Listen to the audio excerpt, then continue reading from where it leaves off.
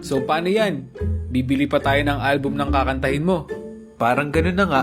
Bumili kami ng album at Pinlay namin sa DVD namin. At, Daddy, parang walang -1 dito.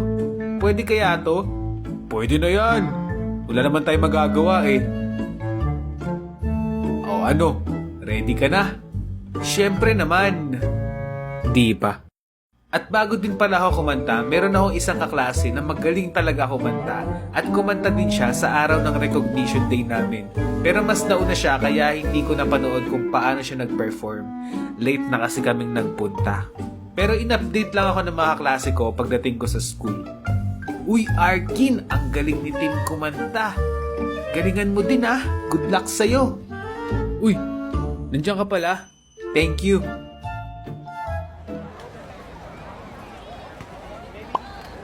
Hindi ka ba kinakabahan? Inuubo ka pa. May prema pa yan ah. Pack out ka na, Arkin.